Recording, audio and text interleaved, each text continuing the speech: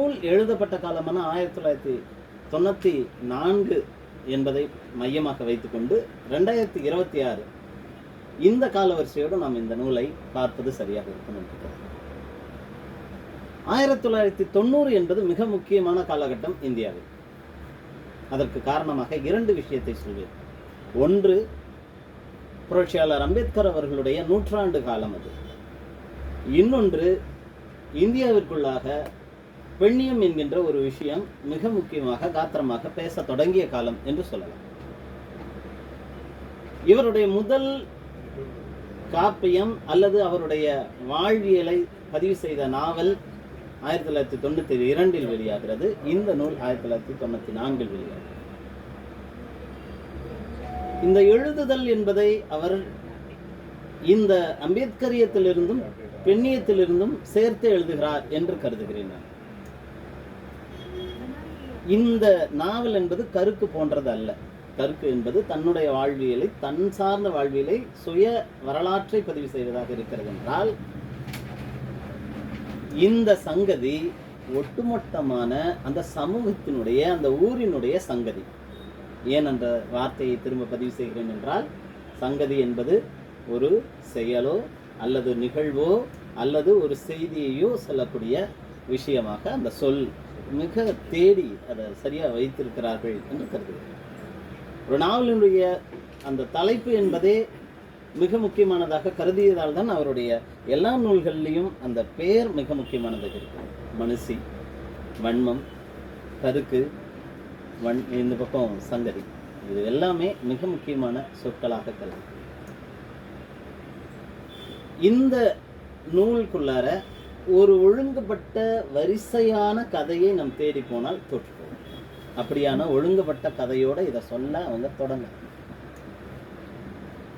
நிகழ்வுகளை வெவ்வேறு இடங்களிலிருந்து அதை பேசியிருக்கிறார். ஆனால் புரிதலுக்காக நான் வேறு ஒரு கோர்வையாக இதை எடுத்துக்கொண்டு வரலாம் என்று கருதுகிறேன். இந்த நாவலினுடைய தொடக்கமாக நான் இந்த நாவலினுடைய மையத்தில் இருக்கிற ஒரு கருவை அல்லது ஒரு மைய பெயரை அல்லது ஒரு நபரை நான் தொடக்கமாக எடுத்துக்கொள்கிறேன். மைக்கண்ணின்னு ஒரு பேர். அந்த பொண்ணோட பேரு ஜெயராணி. இந்த நாவலில் ஒவ்வொருத்தருக்கும் பேரு பட்ட பேரில் தான் இருக்கும். சொந்த பேரும் அறிமுகப்படுத்திடுவாங்க, இதுதான் அவங்க பேர். ஆனால் அவங்கள இப்படி தாங்க, உதடி, ரெட்டப்பள்ளி, இப்படி உள்ளார எல்லாமே பேர் இருக்கும். வைத்த தள்ளி, இப்படி நிறைய பேர். வைத்த தள்ளி கிழவி, அதான் பேர். இப்படி பேர்லாம் வித்தியாசமாக பட்ட பேர்லாம் இருக்கும். அதில் ஒன்று தான் மைக்கண்ணி. ஏன் அவங்க மைக்கண்ணின்னா, அந்த பெண் அழகாக மை வச்ச மாதிரி மை வைக்கல, மை வச்ச மாதிரி அந்த கண் வரிசை அது இருக்கிறதுனால மைக்கண்ணி அப்படின்னு சொல்கிறதா அது. அப்போது அந்த மைக்கண்ணிக்கு வயது என்னன்னா 11 வயது. அந்த 11 வயதுக்குள்ளார அவங்க அம்மா 7 குழந்தை பெற்றுருப்பாங்க. இந்த 7 குழந்தையில இந்த பெண் நடக்க தொடங்கிய காலத்திலிருந்து மீதி பிறந்த எல்லா குழந்தையும் வளர்த்தெடுத்தது மைக்கண்ணி.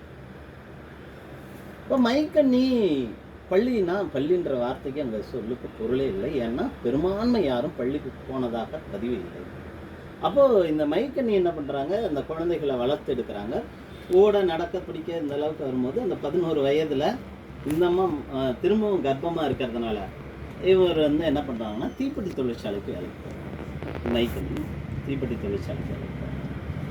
குரல் நம்ம கேட்கலாம், அப்பா என்ன அப்படின்னா, அந்த சுற்றி அந்த சமூகத்தில் இருக்கக்கூடிய எல்லா ஆண்களுடைய மிக முக்கியமான வேலை 2. ஒன்று வேலைக்கு போயிட்டு வர்றது, வேலை இல்லை, வேலைக்கு போயிட்டு தண்ணி அடிக்கிறது.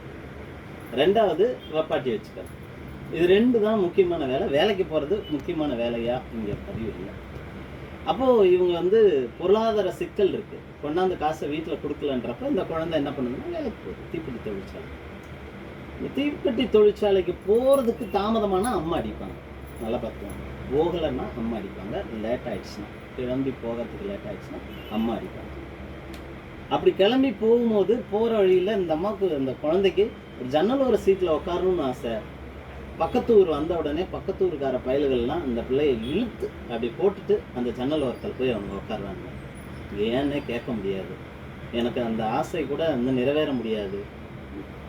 தீப்பெட்டி தொழிற்சாலைக்குள்ளார போயிட்டாக்கா, தீப்பெட்டி தொழிற்சாலை மேஸ்திரி அங்கே வேலை ஒழுங்காக செய்யலை அல்லது ஏதாவது தப்பு நடந்தால் இதுலேயே தலையிலேயே கொட்டுவார். இன்னைக்கு நான் 2 தடவை அடி வாங்கினேன் அப்படின்னு வந்து ஒரு நாள் பேசுகிறப்ப அந்த குழந்தை சொல்கிறாங்க.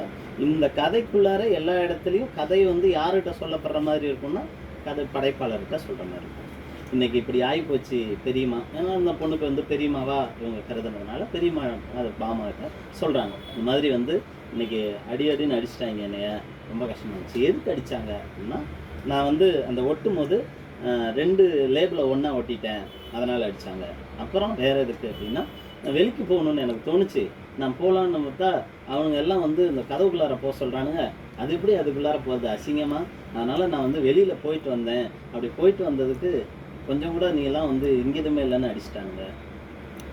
அதுக்கப்புறமா அந்த இதுக்குள்ளார 2 வகையான சமூகங்கள் வேலை பார்க்குறாங்க தீப்பெட்டி தொழிற்சாலையில். அதில் இன்னொரு சமூகம் என்னன்னு தெரியல, ஆனால் அந்த சமூகத்துக்காரவங்க இந்த பொண்ணை பறக்குடி பொண்ணு அப்படின்னு வந்து திட்டுறாங்க. இந்த மாதிரி நீ போயிட்டு வர, உங்கள்கிட்ட ஏது வந்து நாகரிகம் அப்படின்னு வந்து திட்டாங்க. அப்படின்றதுனால அங்கே ஒரு சலசலப்பு ஏற்படுது. வேலை செய்யவே இல்லை, இவங்க வந்து தூக்கு சட்டியை தூக்கிட்டு நாங்கள்லாம் வீட்டுக்கு போகிறோம், எங்களை அவமானப்படுத்துறீங்கன்னு இவங்க பேசுகிறாங்க, பெண்கள் பேசுகிறாங்க. இது ஒரு கதை. இது வந்து ஒரு தொடர்ச்சியாக வந்துகிட்டே இருக்குது. மைக்கண்ணி சார்ந்த கதை. மைக்கண்ணி அந்த சம்பளத்தை வாங்கிட்டு வீட்டுக்கு வரும்போது அந்த பொண்ணுக்கு வந்து ஐஸ்கிரீம் சாப்பிட்ணுன்னு தோணுச்சு. ஒரே ₹1 எடுத்து ஐஸ்கிரீம் சாப்பிட்டுச்சு. அவங்க ஒரு சீட்டு கொடுத்து அனுப்பிச்சுடுவாங்க, அந்த எவ்வளோ கொடுத்துருக்கேன் அப்படின்னு. அதை அந்த பொண்ணு பாக்கெட்டில் வச்சுருந்துருக்குது. அவங்க அப்பா வர வழியிலே பிடிச்சி பார்த்துட்டு அந்த சீட்டையும் காசையும் எடுத்து பார்த்தா காசு இருக்குது, ₹1 கம்மியாக இருக்குது.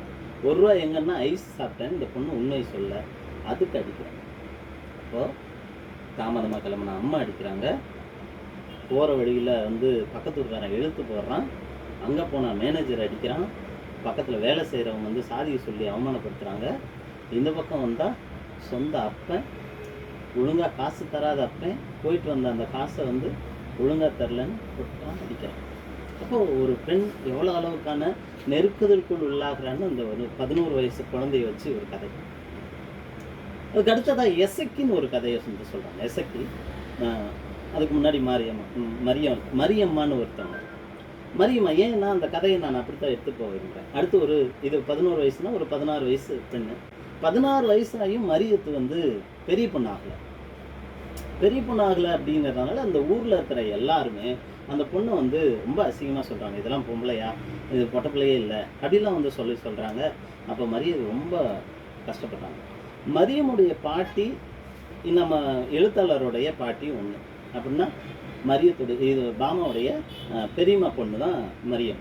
அப்போ மரியம் வந்து பெரிய பொண்ணு ஆகலைன்றதுனாலே வந்து பாட்டி வெள்ளையம்மானவங்க பேர், அவங்க தான் வந்து என்ன பண்ணுவாங்க அப்படின்னாக்கா மருத்துவமனைக்கெல்லாம் கூப்பிட்டு போவாங்க. போய் பார்க்குறாங்க, என்ன பண்ணியும் ஆகவே இல்லை. அப்போ வந்து கோடாங்கி ஒருத்தன் இருக்கான், அவன்கிட்ட கூப்பிட்டு போனோம்னா இந்த பொண்ணு பெரிய பொண்ணு ஆகிடும் அப்படின்னு வந்து சொல்கிறாங்க. அந்த மருத்துவமனைக்கு போயிட்டு வந்து கொடுத்த மாத்திரைகள்லாம் வாங்கி அதை சாப்பிட்டதுனால அந்த கோடாங்கிக்கு அடுத்த நாள் கூட்டிகிட்டு போகலான்னு சொல்கிற முதல் நாளே அவன் வந்து என்ன பண்ணுறாங்கன்னா பெரிய மனுஷி ஆகிடுறான். பெரிய மனுஷியானா பொதுவாக மேற்க, அதாவது அந்த ஊருடைய உயர் சாதி சமூகத்திலலாம் அது ஒரு பெரிய திருவிழாவாக கோலாகலமாக ஒரு 15 நாள் உள்ளார குடிசையில் வச்சு அதை கொண்டாடுவாங்க. ஆனால் இங்கே மரியத்துக்கு அம்மாவே இல்லை, அம்மாவை அடித்து அப்பன் கொன்னுட்டான்.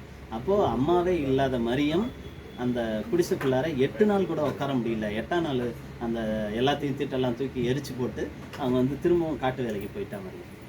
மரியம் வந்து காட்டு வேலைக்கு போகிறத விட கிணத்து வேலைக்கு போனால் கொஞ்சம் காசு சேர்த்து சம்பாதிக்கலாம் அப்படின்றதுனால கிணத்து வேலைக்கு போகிற இடத்துல அந்த இது கல்லெல்லாம் அள்ளிட்டு மேலே நடந்து வரும்போது அதுலேருந்து தடுமாறி கிணத்துக்குள்ளார விழுந்து அவளுடைய உடம்பு முழுக்க நொறுங்கி ஒரு பாயில் சுருட்டி அள்ளிட்டு போய் ஆஸ்பத்திரியில் போடுறாங்க. 6 மாதம் ஆஸ்பத்திரியில் தான் கிடக்கா. யான்னு பார்க்கக்கூட ஆள் இல்லை. இந்த பாட்டி தான் விலைமது போய் பார்க்குறாங்க. பார்த்து 6 மாதம் கழித்து வந்ததுக்கப்புறமா அவங்கள கூப்பிட்டு போய் ஓரளவுக்கு தயாராகிட்டா. வெளி வேலைக்கெல்லாம் போக முடியலன்னு சொல்லி பொறுக்க போகிறாங்க. அடுப்புக்கு சொல்லி பொறுக்க போகிறாங்க. போகிற இடத்துல என்ன ஆகிடுது அப்படின்னாக்கா, பொறுக்கிட்டு நல்லா விறகெல்லாம் கட்டி எடுத்துகிட்டு வரும்போது தண்ணி தகமாக இருக்குன்னு ஒரு இடத்துல அப்படி சாய்ச்சி வச்சுட்டு போய் தண்ணி குடிக்க போகிறாங்க. குமாரசாமி நாயக்கருடைய கிணத்துல மோட்டாரில் தண்ணி குடிக்க போகிறாங்க. அந்த தண்ணியை அள்ளி குடிச்சிட்டு வரும்போது பார்த்தா மோட்ரு அந்த ரூமுக்குள்ளார இருந்து அந்த குமாரசாமி நாயக்கர் வெளியில் வந்து மரியம்மோட கையை பிடிச்சி உள்ளே இழுக்கிறான். அப்போ உதறி தள்ளிட்டு அவனை பிடிச்சி இடித்து தள்ளி ரொம்ப கஷ்டப்பட்டு தான் வெளியில் வந்துட்டு அந்த விறகை போட்டு அங்கேயே போட்டு ஓடி போய் தன்னுடைய சேக்காலிக்கெலாம் சொல்கிறேன், அந்த மாதிரி ஆகிப்போச்சு அப்படின்னா, ஐயோயோ அவங்கெல்லாம் உயர்சாதி, நம்ம போய் சொன்னோம்னா கடைசியில் நம்மளை தான் வந்து எதாவது பண்ணுவாங்க, அவன் வந்து எதுவும் சொல்ல வேண்டாம், நடந்ததாகட்டும் விட்டு நாம் போய் அந்த சுள்ளியை மட்டும் தூக்கிட்டு வந்துடலான்னு சொல்லி இந்த பிள்ளைங்கள்லாம் போயிட்டு தூக்கிட்டு வந்துடுறாங்க. ஆனால் வர்றதுக்குள்ளார குமாரசாமி என்ன பண்ணுறாங்கன்னா, இந்த தெருவுடைய அந்த பரக்குடி தெருவுடைய நாட்டாமல் இருக்கார், அவர்கிட்ட போய் என்ன சொல்லிடுறாங்க, இந்த மாதிரி வந்து மரியமும் மாணிக்கம், இந்த கீழே தெரு பையன் மாணிக்கமும் 2 பேரும் என் மோட்டர் ரூமில் தப்பு பண்ணாங்க, நான் பார்த்தேன், இது வந்து ரொம்ப அசிங்கமாக இருக்குது, எங்கள் காட்டுக்குள்ளார வந்து இவங்க அசிங்கம் பண்ணிட்டாங்கன்னு சொல்லிட்டு போயிட்டான். சொன்ன உடனே அன்னைக்கு சாயந்தரமே தண்டோரப்பட்டு ஊர்க்கூட்டம் போடுறாங்க. ஊர்க்கூட்டத்தில் பொதுவாக எப்பயுமே ஆம்பளைங்க தான் உட்கார முடியும், ஆம்பளைங்க தான் தீர்ப்பு வழங்க முடியும், பெண்கள் வந்து நிற்கவே அனுமதி இல்லை அப்படின்னு வந்து ஒரு நிர்பந்தம் இது அந்த ஊர்லெல்லாம் பொதுவாகவே எல்லா இடத்துலையும் இருக்குன்றத பதிவு செய்கிறாங்க. அப்போ அங்கே பெண்கள்லாம் வந்து அப்படியே நின்னாங்கன்னா கூட, ஏண்டி அறிவு கட்டல, எங்கே வந்து என்னாடி நிற்கிறீங்க, ஓடுங்கடின்னு அடித்து துரத்துவாங்க அவங்க. அந்த கூட்டத்தில் மரியமும் மாணிக்கமும் வந்து நிற்கிறாங்க. 2 பேரும் வந்து விழுந்து கும்பிட்டு நிற்கிறாங்க. அப்போ வந்து சொல்கிறாங்க, இந்த மாதிரி வந்து ஊர் நாட்டம் வந்து சொல்கிறாரு, குமாரசாமி ஐயா சொல்கிறாரு, இந்த மாதிரி வந்து அவர் காட்டில் போய் அசிங்கம் பண்ணிட்டு வந்துட்டாலாம், இது வந்து எனக்கு நம்ம தெருவுக்கு வந்து இது பெரிய அசிங்கம், இது வந்து ஆம்பளை எப்படி வேணாலும் போவான் வருவான், பொம்பளை எப்படி இப்படி நடந்துக்கலாம், அதனால் வந்து ஒன்று நீ வந்து குத்தம் கட்டணும், இல்லை அப்படின்னாக்கா நீங்கள் வந்து காலில் விழுந்து மன்னிப்பு கேட்கணும் அப்படின்னு சொல்கிறாங்க. அப்படி சொல்லும்போது மரியத்தோட அப்பா வந்து அடித்து எப்படியாவது விழுந்து மன்னிப்பு கேட்டு போ, 200 ரூபா காசுக்கு எங்கே போகிறது அப்படின்றாங்க. அப்போ வந்து இந்த பொண்ணு நெட்டாங்கனையோ விழுந்து மன்னிப்பு கேட்டு எழுந்து கூனி குறுகி எழுந்து போகிறா. அந்த செய்ய இல்லாத தப்பை சொல்ல அங்கே ஆள் இல்லை. தன்னுடைய சேக்காலிக்கு விஷயம் தெரியும், அவங்கெல்லாம் சொல்லலான்னா அங்கே பெண்கள் பேசவே முடியாதுன்ற நிர்பந்தம். அப்போது அங்கே அவள் வந்து விழுந்து கிடந்து எழுந்து போகிறப்ப அவளுடைய வெறும் உடம்பு மட்டும்தான் போச்சு, உசிரே அதோட போயிடுச்சுன்ற அளவுக்கு அவள் வந்து வருத்தப்படுவாள். ஆனால் அந்த பஞ்சாயத்தில் அந்த மாணிக்கத்துக்கு 100 ரூபா வராது, அவன் காலில் விடலை. இந்த ஒரே சமூகத்தில் ஒரே இன சமூகத்துக்குள்ளார ஒரு ஆணுன்னா ஒரு பார்வையும் பெண்னா ஒரு பார்வையும் இருக்குது அப்படின்றத படைப்பாளர் ரொம்ப அழகாக அதில் வெளிப்படுத்துவாங்க. இது 2வது கதையாச்சு. 3வது எசக்கின்னு ஒரு பெண்ணு. எசக்கி வந்து உயர்குடி பெண். இப்போது நம்ம பேசின 2மே ஒரே குடியிலேருந்து இருந்தது, இது வந்து உயர்குடி பெண். எசக்கி என்ன பண்ணிடுறா, வண்ணார் வீட்டில் ஒரு பெண்ணை வந்து ஒரு பையனை வந்து விரும்பிடுறான். இவங்க பயங்கரமான பணக்காரங்க, எசக்கி வீடு ரொம்ப பயங்கரமான பணக்காரங்க. அப்போது அந்த வீட்டில் இருக்கிற அந்த பெண் வந்து என்ன பண்ணிடுறான்னா, அந்த வீட்டில் அண்ணன் தம்பி 5 பேர், அவனுங்க வந்து சொல்கிறானுங்க, டேய் இந்த நீ தப்பு பண்ணுற, உன்னை தொலைச்சி விடுவான், கொன்று விடுவேன், நீ வந்து இந்த மாதிரி போவாதேன்னு சொல்கிறாங்க. ஆனால் அவள் வந்து கேட்கவே இல்லை. அந்த வண்ணார் பையனோட ஒரு கட்டத்தில் அவன் வந்து கிளம்பி போயிடுறான். திரும்பி அடிப்பாங்க, இந்த அடி வாங்கிட்டு ஏன் கிடக்கணும்னு கிளம்பி போய் வேறு ஊரில் வாழ்கிறதுக்கு போய் வாழ்கிறாங்க. குழந்தை வேற உருவாயிடுச்சு, கர்ப்பமாக இருக்கா. அந்த நேரத்தில் வந்து இவனுங்க தேடி கண்டுபிடிச்சி அவங்க வீட்டில் போய் ஒரு நாள் கதவை தட்டுறாங்க. பார்த்த உடனே எசைக்கு உடம்பெல்லாம் நடிக்கிடுச்சு. ஐயோ என்ன பண்ண போகிறாங்களேன்னு. நம்ம காதல் படம் இந்த மாதிரி நிறைய படங்கள்லாம் வர மாதிரி அவனுக்கு பேசுகிறாங்க. வாமா, நடந்து போச்சு, நீ பாட்டுக்கு இங்கே வந்து சோத்துக்கும் தண்ணிக்கும் கஷ்டப்பட்டு ஏமா, நம்ம இவ்வளோ பெரிய மாளிகை வச்சுருக்கோம், நீ வான்னு வந்து அவளை கூட்டிகிட்டு போகிறோம். போகிற வழியிலேயே ஒரு மலைக்காடு, நிறைய இடங்கள்ல அந்த சொல் பயன்படுத்திகிட்டே இருப்பாங்க. பொதுவாக ஒரு காட்டை வந்து மலைக்காடுன்னு சொல்கிற வழக்கம் இந்த பக்கத்தில் இருக்குது. இப்போ மலைக்காட்டில் கூட்டிகிட்டு போயிட்டு அங்கே வச்சு தலையோடு சேர்த்து துண்டிச்சு வயிற்றை கிழித்து வயிற்றில் இருக்கிற குழந்தைய எடுத்து அதையும் கொலை பண்ணி தூக்கி போட்டாங்க. அதை கேட்க வந்து அந்த அந்த கணவர் வந்து தேடிட்டு மனைவி இங்கே வந்தால் பார்த்தியான்னு கேட்டதை அந்த ஊரில் இருக்க புலி அடித்து செத்துருக்கலாம் அப்படின்னு சொல்லி அதை முடிச்சிடுறாங்க.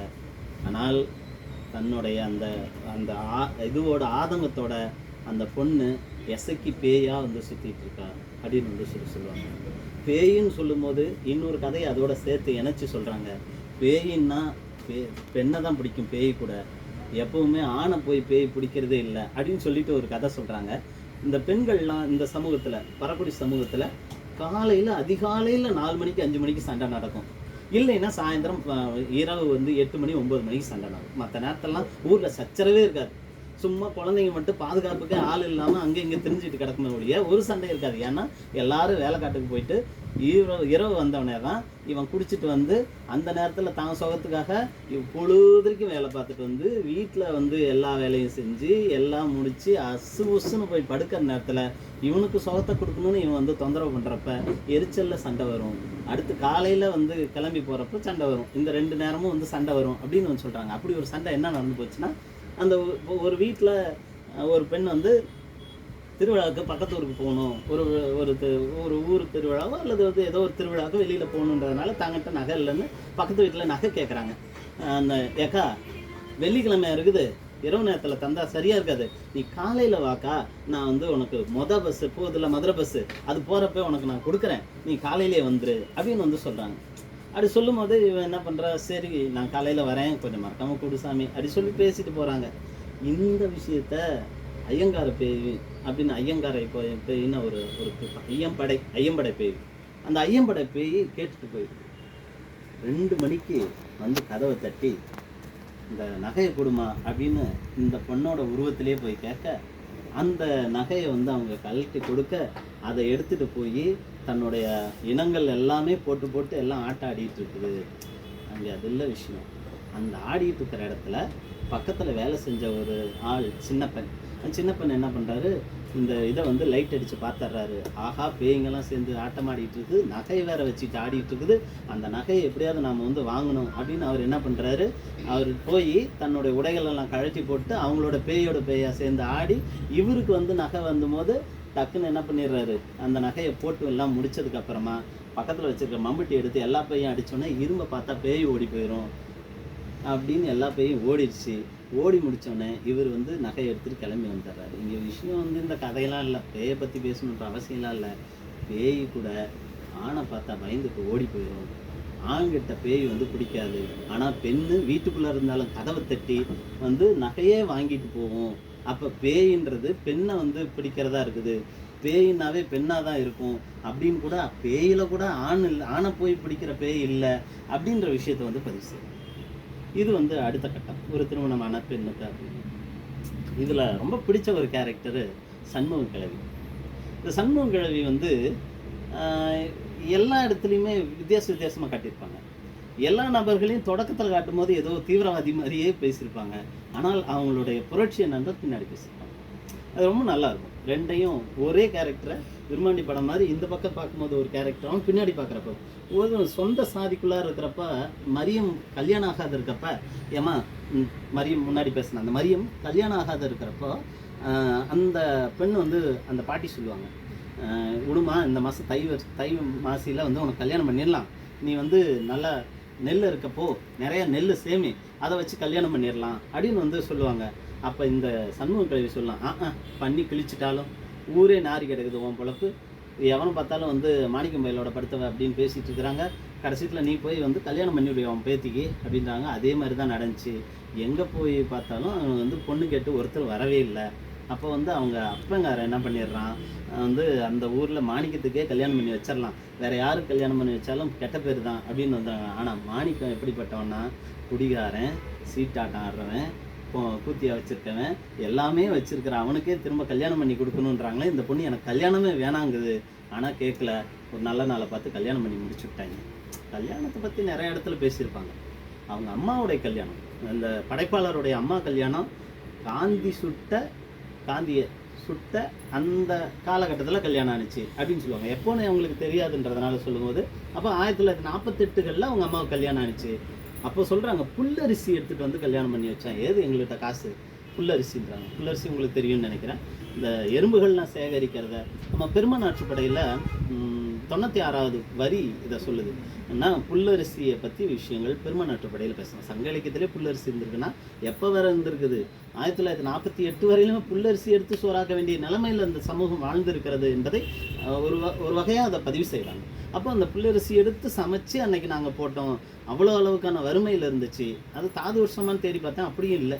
ஆனால் பஞ்சம் இருந்திருக்கு. அந்த உலகப்போருக்கு பின்னாடியான காலகட்டங்களில் அந்த பஞ்சம் சரியாகவே இல்லைங்கிறது தான் அதை தெரிவிக்குது.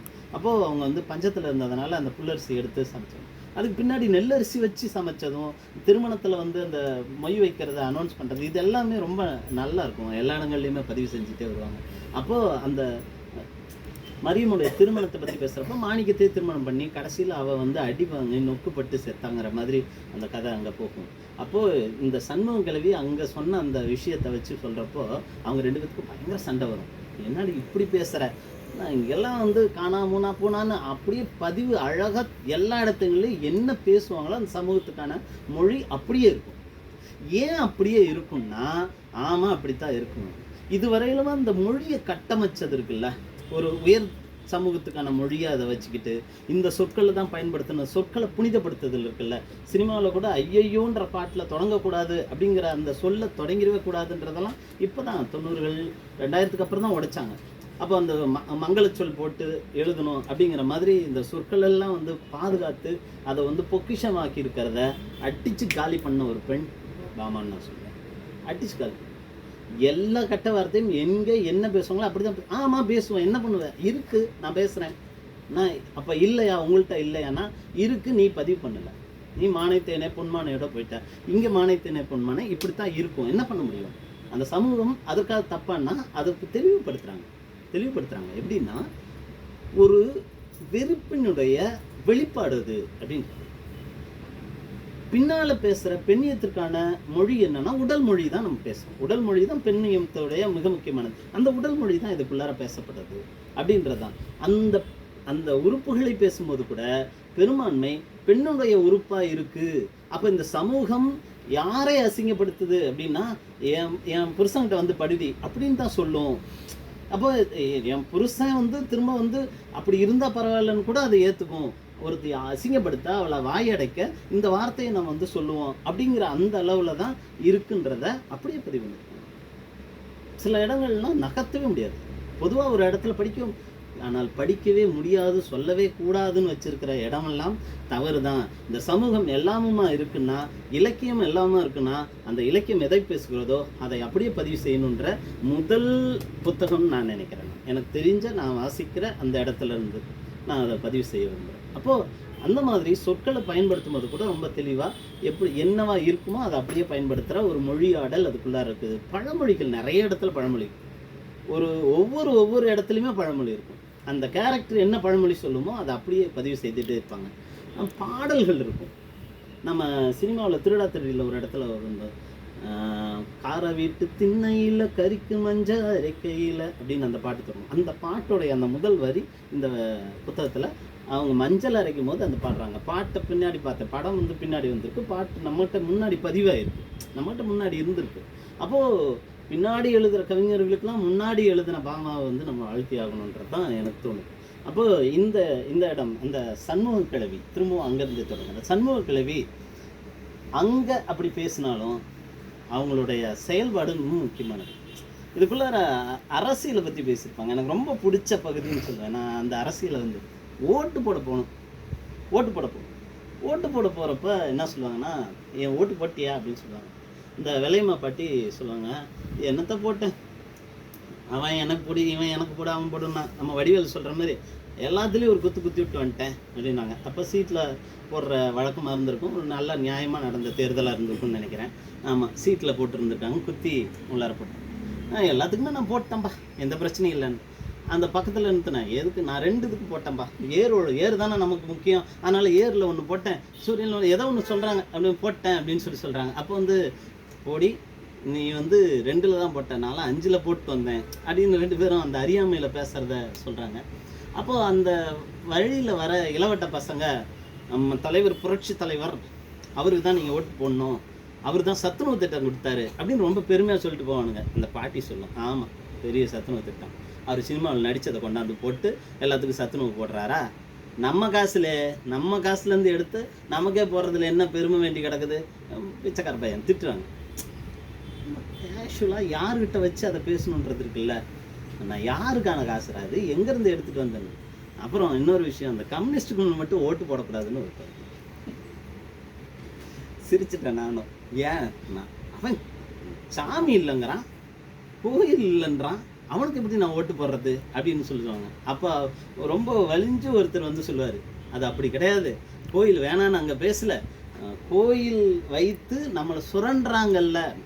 ஏன் சுரண்டுறாங்கன்றதை இந்த இடத்துல சொல்கிறேன். அங்கே கோயில்ன்றது இந்து மத கோயில் அல்ல. இவர்கள் பேசுகிற ஒட்டுமொத்தமான அந்த பரக்குடி சமூகமே கிறித்துவ சமயத்தை சார்ந்தது தான். அங்கே பாதிரிமார்கள் தான் மிக முக்கியமான நபர்கள். ஆனால் பாதிரிமார்கள் அந்த சமூகத்தை எப்படி சுரண்டுகிறார்கள் என்பதை அங்கங்கே கன்னியஸ்திரியாக இருந்த இந்த படைப்பாளர் ரொம்ப தெளிவாக பேசிட்டு போகிறாங்க. அடிச்சு செருப்பால் அடித்த மாதிரி தான் இருக்கும் ஒவ்வொரு வரியும் அங்கங்கே பேசும்போது. அப்போ சொல்கிறாங்க இந்த மாதிரி வந்து கிறித்துவ பாதிரிமார்கள் நம்மளை எப்படி சுரண்டுறாங்க அப்படின்றத சொல்லணும் அப்படிங்கிற விஷயத்த அங்கே பதிவு செய்கிறாங்க. அப்போ இந்த இதை பற்றி பேசுகிறப்போ இந்த திமுக காங்கிரஸ் பற்றி பேசுகிறாங்க. அடுத்து இந்த காங்கிரஸ் பற்றி பேசுகிறப்போ காங்கிரஸ்காரவங்கெல்லாம் நம்மளை ஓட்டு போடுறதுக்கு கூப்பிட்டு போவாங்க. இங்கே தான் சண்முகம் கிழவி நிற்கிறாங்க. ஆனால் ஓட்டு போட கூப்பிட்டு போகிறப்ப காரில் கூப்பிட்டு போவாங்க.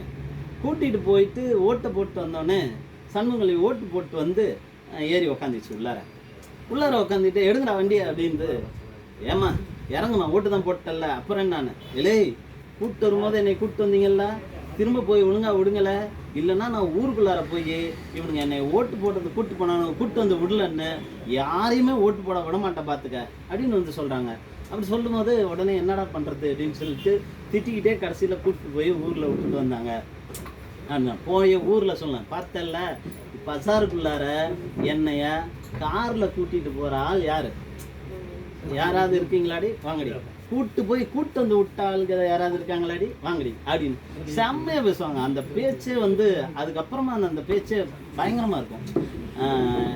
இப்போவாது பரவாயில்ல, அப்போ சொல்லுவாங்க இப்போவாது பரவாயில்ல சண்முகம் கிழவி கரெக்டாக சண்முகம் கிழவி இப்போ அது பரவாயில்ல, இதுக்கு முன்னாடி ரொம்ப மோசம். என்ன பண்ணுவாங்க, ஒன்றும் இல்லை, கல்லை பறிக்க போயிருந்தப்ப கடலை பறிச்சிட்டு இருக்கிறப்ப ஒரு குழந்தை போய் அங்கே அந்த முதலாளி வச்சிருந்த அந்த காட்டோடைய பண்ணையார் வச்சிருந்த தண்ணியை மொண்டு குடிக்கலான்னு கையை வச்சதுக்கே அவன் அந்த கல்லை எடுத்து அந்த பிள்ளை கையிலே பலார்னு அடித்தான். உண்மையிலேயே அவன் பார்க்கவே பாவமாக இருந்துச்சு. அவன் அந்த பக்கம் போனதுக்கப்புறம் அந்த சொம்புலேயே மோண்டு வச்சுட்டான். ஊருக்குள்ளார சொன்னா, இலே அவன் என்னமோ குழந்தைய போய் தண்ணியை தொட்டதுக்கே அடித்தால, என் மூத்தத்தான் தான் குடிச்சிட்டு இருக்கிறான் அப்படின்னு ஊரில் சொன்னான் அப்படின்னு சொல்கிறாங்க. இந்த இடம் ரொம்ப முக்கியம்.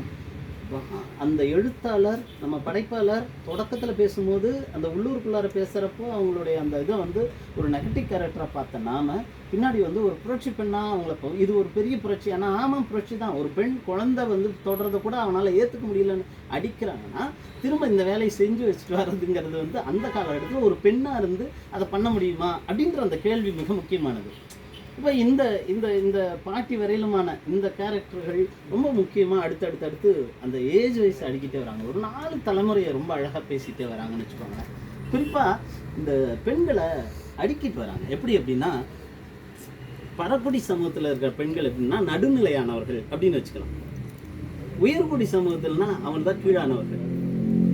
இதில் மேலானவர்கள் யாருறான்னாக்கா இந்த வண்ணார் சமூகத்தை சேர்ந்தோ சக்கிலியர் சமூகத்தை சேர்ந்தவங்களும் தான் இங்கே மேலானவர்கள். அது ஏன் அப்படி சொல்லப்படுது அப்படின்னா, இங்கே 2 பேருக்கும் அந்த ஆணை எப்படி பார்க்குறாங்க அல்லது அவங்க எப்படி வாழ்கிறாங்கன்றது பொறுத்து தான். இந்த கதையோட தொடக்கத்தில் அந்த நாயக்கமார் வீட்டு பிள்ளைங்க பெண்கள்லாம் பார்த்தா அப்படி சீவி சிங்காரிச்சு ரொம்ப அழகாக அந்த கிளியை வச்சுட்டு இருக்கிற மாதிரி ரொம்ப அழகாக சீவி சிங்காரிச்சு அப்படி பார்க்கறதுக்கே அப்படி வச்சா ஒரு மகாலட்சுமி மாதிரி இருப்பாங்க. அவங்கெல்லாம் பார்க்கறதுக்கு ரொம்ப அழகாக இருப்பாங்கன்னு சொன்ன அந்த தொடக்கம் பின்னாடி என்னவாயிடும், என்ன பண்ணி என்ன ஆக போகுது, கிணத்துல போய் இவங்க விழுந்து குளிச்சுட்டு இருப்பாங்க. அரகுற ட்ரெஸ்ஸே இல்லாமல் விழுந்து குளிச்சுட்டு கிடப்பாங்க. ஏன்டி இந்த நாயக்குமார் விட்டு பிள்ளைகள்லாம் எப்படி குளிப்பாங்க, ஒரு பக்கெட்டில் தண்ணி வச்சு மொண்டு குளிப்பாங்க. என்னடி வாழ்க்கை இது, மொண்டு குளிக்கிறது எப்படி குளியலாகும்? வாரத்துக்கு ஒரு தடவை குளிச்சாலும் இந்த மாதிரி சுதந்திரமாக குளிக்கணுமே. இந்த சுதந்திரம் இல்லாமல் நகை நட்டு போட்டு என்ன பண்ணுறது, 4 சுவத்துக்குள்ளார வாழ்கிற வாழ்க்கையாடி அப்படின்னா இன்னொரு பெண் சொல்லுவாங்க. அதாவது பரவாயில்ல, நாமெல்லாம் நினச்சிட்டு இருக்கோம் அவங்க சொகுசாக வாழ்கிறாங்கன்னு. வீட்டுக்கு போனால் தான் தெரியும். தான் கண்ணு முன்னாடியே அவன் வப்பாட்டி வச்சுருப்பான், தான் கண்ணு முன்னாடியே அடிப்பான். அந்த பெண்ணுடைய சொத்து அவன் பேரில் எழுதிக்கிட்டு அவளை வீட்டுக்கு அடித்து துரத்துவான். அவ்வளோ மோசமானது இருக்கும். அவங்க கணவன் இறந்துட்டா அந்த கணவன் இறந்ததுக்கப்புறம் அவங்க வந்து எந்த ஒரு நிகழ்வுக்கும் போக முடியாது. அவர்கள் வந்து அதுக்கப்புறம் கிட்டத்தட்ட தீண்டத்தகாதவர்கள் தான், சொந்த சமூகத்தாலேயே இழிவாக பார்க்கப்படுபவர்கள் தான். அவர்களுடைய வாழ்க்கையே அதோட முடிஞ்சிருது, எதுவுமே பண்ண முடியாது அப்படின்னு வந்து சொல்கிறாங்க. அதுவே நாம் கிறித்துவ குடியில் அப்படி அவங்க பறக்குடியில் பிறந்த இந்த பிள்ளைங்க இன்னொரு கல்யாணம் பண்ணிக்கலாம். கணவன் இறந்துட்டா இன்னொரு கல்யாணம் பண்ணிக்கலாம், சுதந்திரமாக எங்கே வேணாலும் போடலாம், வேலைக்கு போகணும், பொழுதுக்கு வேலை தான், எல்லாம் இருக்குது. ஆனால் கணவனை எதிர்த்து கேள்வி கேட்கலாம், அடிக்க முடியாது. ஆனால் எதிர்த்து கேள்வி கேட்கலாம். என்னடா இவ்வளோ திமிரு பண்ணிட்டு இருக்கேன்னு கேட்க முடியும். அவனை அடிக்க வந்தால் ஏய் நான் அடிக்கிற வேலை வச்சுக்காதன்னு சொல்ல முடியும். ஆனால் உயர்குடியில் ஒரு வார்த்தை பேச முடியாது. என்ன பேசினாலும் அது வந்து பெரிய தீங்கில் போய் முடிஞ்சிடும். அப்படியே இந்த பக்கம் போனால் அங்கே வந்து ஒரு இசைக்கின் இன்னொரு பெண் தான். அந்த பொண்ணு வந்து கணவன் இருக்கும்போது ஒரு இதில் ஊர்க்கூட்டத்தில் எனக்கு அவனை பிடிக்கல, அவன் குடிக்கிறான், கூத்தியா வச்சுருக்கான், எனக்கு வேணாம் அப்படின்னு சொல்லிட்டு வெட்டி விட்டு வேற ஒரு குழந்தை இவங்ககிட்டையும் இன்னொரு குழந்தை கணவன்கிட்டையும் அனுப்பிட்டு இன்னொரு நபரை திருமணம் பண்ணிக்கிறாங்க. இந்த சுதந்திரம் என்ன மாதிரி சுதந்திரன்றாங்க. உண்மையிலேயே அதை அந்த இடத்துல நிறுத்தி யோசிக்க வேண்டியது இருக்குது. தனக்கு பிடிச்ச மாதிரி தன்னோட வாழ்க்கையை வாழ்கிற இந்த வாழ்க்கை தானடா வாழ்க்கை, எனக்கு பிடிச்சா நான் வாழ்வேன், இல்லைன்னா வந்து நான் வேற ஒருத்தனை திருமணம் பண்ணணும்னா பண்ணிப்பேன் அப்படின்ற அளவுக்கு இருக்கிற அந்த வாழ்க்கை தானே நல்ல வாழ்க்கை. அப்படியானது ஒரு வாழ்க்கையை நம்ம வந்து இழிவாக பார்க்குறோமே. இந்த சமூகம் இழிவாக பார்க்குது, தனக்கு பிடிச்ச மாதிரி வாழ்கிற வாழ்க்கை இந்த சமூகம் இழிவாக பார்க்குது. இந்த அரங்கத்துக்குள்ளே வீட்டுக்குள்ளாரி இந்த 4 செவத்துக்குள்ளாரி இருக்கிற அந்த வாழ்க்கையை பெருமதையாக பேசிக்கிட்டு இருக்கு. இது என்ன சமூகம் அப்படின்னு வந்து சேர்க்குறாங்க. ரொம்ப முக்கியமான கேள்வி இது. அந்த அதே மாதிரி அந்த இதில் ஓட்டு போடுறப்ப காங்கிரஸ் வந்து பேசணும், காங்கிரஸ் வந்து கூப்பிட்டு அதே மாதிரி பின்னாடி ஊருக்குள்ளார அப்போ தான் அம்பேத்கரை பற்றி பேச தொடங்கியிருக்கிறாங்க. அம்பேத்கரை பற்றி பேச தொடங்கினோடனே காட்டில் வேலைக்கு போனால் போ உங்கள் அம்பேத்கரே உனக்கு வந்து வேலை கொடுப்பாரு, அங்கேயே நீ போய் வேலை செய்ய அப்படின்னு அடித்து துரத்துறாங்க. அப்போ வந்து நான் வேலை கொடுக்க மாட்டேன்றாங்க அப்படின்னு சொல்லிட்டு இன்னொரு விஷயம் சேர்க்குறாங்க. அவங்க ஒரு கட்சி வச்சுருக்கிறாங்க, அவங்க ஒரு புது கட்சி தொடங்கியிருக்கிறாங்க நாயக்கமாருங்க, அவங்க கட்சிக்கு தான் அவங்க எல்லாரும் நிற்கிறாங்க அப்படின்றாங்க. நானும் என்னடான்னு தேடி பார்த்தேன். 1994 வைகோ வந்து மறுமலர்ச்சி திராவிடர் கழகம். சரி, அப்போது ரொம்ப தெளிவாக அரசியலோடு தான் இதை அணுகியிருக்காங்க. 1994 பல விதங்களில் முக்கியம். எப்படி வீரா படத்தை பற்றி பேசுகிறாங்க. இந்த பொண்ணு தீப்பெட்டி தொழிற்சாலைக்கு வேலைக்கு போனப்போ அந்த தீப்பெட்டி தொழிற்சாலையில் வந்து போட்டிருக்காங்க. அந்த அந்த தொழிற்சாலைக்குள்ளார பாட்டு என்னென்னா வீராவில் வர எல்லா பாட்டும் போட்டிருக்காங்க. அமிர்தமான பாட்டுமா அந்த அந்த மக்கள் எல்லாருமே பாட்டு பாடுறாங்க. சினிமா பாட்டாலும் சரி, தாலாட்டு பாடலும் எல்லாமே பாடுறாங்க. இப்போ வீரா படத்தினுடைய பாடல்ன்றாங்க. வீரா படத்தை போய் தேடி பார்த்தா 1994. இப்போ எங்கே மைய கருவாக எழுதின காலகட்டத்தை வச்சுக்கிட்டு என்னென்ன தேவையோ அதை எல்லா அரசியலையுமே எழுதியிருக்காங்க அப்படிங்கிறத சொல்லி விழாக்கள் ரொம்ப அழகாக பேசுவாங்க. விழாக்கள் நாடகம் போடுறதுக்காக அந்த ஊரில் அந்த கோயிலில் நாடகம் நடக்கும். அந்த நாடகத்துக்கு ஒரு நாளும் ஆண் பிள்ளைகளை தவிர பெண் பிள்ளைகளை மேலே ஏற்ற மாட்டேன்றதுல தெளிவாக இருக்கானுங்க. நாடகம் நடிக்க வரவனும் சரி, உள்ளூர்காரனும் சரி, ஒருவேளை அங்கே வந்து பெண் கேரக்டர் வந்தாலும் ஆம்பளை தான் வேஷம் போடுவான், பெண்ணை வந்து வேஷம் போட விட மாட்டான். அது எப்படி பெண்ணு போய் மேலே வந்து நாங்களாம் பார்க்குறதா அப்படின்னு நினைப்பான் அப்படின்னு வந்து சொல்கிறாங்க. அப்போ அந்த ஆண் வந்து ஒரு மாதிரி அந்த குழந்தை இயேசு வந்து வச்சிருக்கிற மரியாதை செவத்த தூள். இந்த ஒட்டுமொத்தமான கதைக்குள்ளார நிறம் மிக முக்கியமானதுங்க. இந்த மருத்துவமனைக்கு போயிருந்தப்ப மருத்துவமனையில் பக்கத்தில் அந்த வெள்ளைக்காரவங்க ஆஸ்பத்திரி, அது அங்கே பன்றி வச்சுருப்பாங்க. பன்றி வெள்ளை கலரில் இருக்காங்க. அந்த வெள்ளை கலரில் இருக்கிற பன்றியே இவங்க நின்று ரொம்ப நேரம் வேடிக்கை பார்த்துட்டு ஊரில் வந்து ஸ்லாகித்து பேசுகிறாங்க. பன்னி அப்படியே வெள்ளையா அப்படி இருக்குது தெரியுமா அப்படின்னு. அப்போ ஒரு பன்னி வெள்ளையாக இருந்தால் கூட இங்கே வந்து எப்படி பார்க்குறாங்க அப்படின்ற அந்த விஷயம் ரொம்ப முக்கியமானது. எல்லா இடத்துலையும் நிறம் பேசியிருப்பாங்க. இந்த நாடகம் நடத்துறதுக்கு அந்த மேடை மேலே ஏறி நிற்கிற ஆள் சிவப்பாக இருக்கணும்னு ஊர் முழுக்க வலை பிடிச்சி தேடுவாங்க. ஏதாவது ஆம்பளை வேசப்படுற ஆம்பளை சிவப்பாக இருந்தானா போதுன்னு. அவன் வேலை செய்கிற காட்டில் போய் அவன் என்னத்தை போய் சிவப்பாக இருப்பான். அப்போ வந்து யோசிக்கிறாங்க சிவப்பான ஆளாக இருக்கணும்னு. அப்போ தேடி பிடிச்சி பார்த்தா யாருமே இல்லை. அப்புறம் ஒருத்தனை பிடிச்சி அவனை வந்து கொஞ்சம் மேக்கப்லாம் போட்டு மேலே ஏற்றுறாங்க. ஆண் குழந்தை எவனுமே சிவப்பாகவும் இல்லை. அப்போ என்ன பண்ணுறாங்க, ஒரு பெண் குழந்தை தானே அப்படின்னு துண்டு கிண்டெல்லாம் சுற்றி மேலே ஏற்றி வைக்கிறாங்க. அந்த நாடகத்தில் ஒருபோதும் பெண்ணை மேலே ஏற்றுவதே இல்லை. அது குழந்தையாக இருந்தால் கூட யோசிக்கிறானுங்க அப்படின்றது. அப்போது பஞ்சாயத்தில் பெண்கள் கிடையாது, இங்கே வந்து நாடகம் நடிக்கிற இடத்துல கூட பெண்கள் கிடையாது அப்படின்றதும் சொல்கிறாங்க. இந்த பாக்கியம்னு ஒரு அம்மா, அந்த அம்மா வந்து அந்த கோயிலுக்கு எல்லாரும் எடுத்துகிட்டு போய் பாதிரியார்கிட்ட பார்த்துட்டு ஞானஸ்தானம் பெற்று என்ன பண்ணுவாங்கன்னா பொருள் கொடுத்துட்டு வருவாங்க. அப்படி கொடுத்துட்டு வரும்போது இவங்க என்ன பண்ணுவாங்கன்னா இது கோழியை மறைச்சி எடுத்துன்னு வருவாங்க. அது கத்திக்கிட்டே இருக்கும். வரவங்களாம் கேட்பாங்க, யாரையும் கோழி வச்சிருக்கிற, கோழி சவுண்டு கேட்குது, யார் வச்சுருக்காங்கன்னே தெரியல அப்படின்னு சொல்லிகிட்டே வருவாங்க. ஆளுக்கு என்ன பொருள் இருக்கோ அதை கொண்டு போய் கொடுத்துட்டு பாதிரியார்கிட்ட வந்து கேட்டு வருவாங்க. இந்த அம்மா போய் உள்ளார வச்சிருந்த கோழியை பாக்கியம் உள்ளார வந்து இப்படி எடுத்த உடனே பாதிரியார் பயந்துருவார். அவர் சத்தம் போட்டோன்னே கையில் கொடுத்துருவாங்க. கொடுத்தோன்னே அவர் விட்டுருவார். அந்த கோழி பறந்து இது ஒரு மாதிரி லைந்து போய் ஜாலியாக அது பேசிட்டே இருப்பாங்க. அந்த கதையை நகர்த்துறது நடுவில் அந்த மாதிரி காமெடிகள்லாம் உள்ளார நிறையா இருக்கும். அப்போது இதையெல்லாம் பேசிக்கிட்டே வரும்போது படைப்பாளர் தன்னை வந்து ஒரு இடத்துல பேசுகிறாங்க. அந்த அந்த நாவலுடைய இறுதி பகுதி தனக்கானதாக இருக்குது. இவர்கள் எல்லாமே திருமணமானவர்கள், அவர்கள் வழி அனுபவிப்பது சரி, அவர்களுக்கான இந்த புறந்தள்ளுதல் என்பது சரி. படித்தவள், அரசு பணியில் இருப்பவள், திருமணமாகல என்னை ஒருத்தன் ஆட்சி செய்ய முடியாது அப்படிங்கிறதுல தெளிவாக இருந்து திருமணமே பண்ணிக்காத ஒருவர் எல்லா விதத்திலும் புறக்கணிக்கப்படுவதை பதிவு செய்கிறார். வேலை செய்கிற இடத்துல போய் நீ என்ன சாதின்னு கேட்டால் சாதி பேரை அப்படியே சொல்லிட்டா, எந்த பள்ளியில் வேலை செய்கிற இதெல்லாம் நிறைய கேள்வி கேட்பாங்க. நம்ம நிறைய சந்திச்சிருப்போம். என்ன நீங்கள் என்ன சாமி கும்பிட்றீங்க, புதுசாக கண்டுபிடிச்சிருக்கோம், சாமி என்ன கும்பிட்றீங்கன்னு கேட்டால் அதை வச்சு கண்டுபிடிச்சிருவாங்க. அப்போ இவங்க என்ன சாதின்னு கேட்கறதுக்காக நிறைய விஷயங்கள் வந்து கேட்டுகிட்டே வராங்க. அவன்னா ஒரு வேலை அது என்னத்தை போய் மாற்றி சொல்லணும்னு சொன்னோம்னா அந்த ஊர்லேயே அவனும் வீடே தரமாட்டான். கடைசியில் பொய்யா சொல்ல வேண்டிய சூழல் தான் வருது. அப்போ இன்னும் படித்து என்ன ஆகுது அப்படின்ற ஒரு கேள்வி இருக்குது அப்படின்னு வந்து சொல்கிறாங்க. அதோடு சேர்ந்து நான் மனதார வருத்தப்படுகிறேன்னு ஒரு இடத்துல சொல்கிறாங்க, திருமணம் ஆகவில்லை என்பதை. ஏன்னா திருமணம் ஆகாத பெண்ணுனாவே இந்த சமூகம் பார்க்குற பார்வை 10 பேரோட படுத்தவள் என்கின்ற சொல்லை அவர்கள் பயன்படுத்துகிறார். ஒரு இடத்துல போய் நான் தனியாக நின்று டீ குடித்தா அதோ இவளுக்கெல்லாம் வந்து அப்படின்ற அந்த வார்த்தையை நான் என் செவிப்பட கேட்கின்றேன். யோசிச்சு பாருங்க, ஒரு ஆசிரியர் அவருடைய வாழ்வியலில் தன்னை யாரும் அதிகாரம் செலுத்தவே கூடாது என்று ஆண்வாடையற்ற ஒரு பெண், ஆனாலும் அவரும் இந்த சமூகத்தில் ஒடுக்குதலுக்கு உள்ளாகிறார் என்கின்ற இந்த செய்தி மிக முக்கியமானதாக பார்க்கப்படுகிறது. அப்போது இந்த ஒட்டுமொத்தமான சங்கதியும் பெண் சமூகம் தன்னுடைய வாழ்வியலில் சந்திக்கின்ற ஒட்டுமொத்தமான இன்னல்களையும், அவர்கள் தன்னுடைய சுயசாதியால் படுகின்ற அல்லது தன் வீட்டார்களால் படுகின்ற அந்த அவத்தைகளையும், அதே சமயத்தில் தன்னுடைய ஊரில் உள்ள உயர் சாதி குடிகள் எப்படி பாலியல் சார்ந்தும் பொருளாதாரம் சார்ந்தும் குறிப்பாக அவர்களுடைய நிறம் சார்ந்தும் சாதி சார்ந்தும் எப்படி ஒடுக்குதலை முன்னெடுக்கிறார்கள் என்பதனை மிக அழகாக பதிவு செய்திருக்கிறது.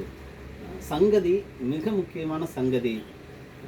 எழுதப்பட்ட காலத்தை தாண்டி இன்றைக்கும் 2026 இந்த சங்கதிகள் அப்படியே நடந்து கொண்டிருக்கின்றது என்பதுதான் மிகப்பெரிய வருத்தம்.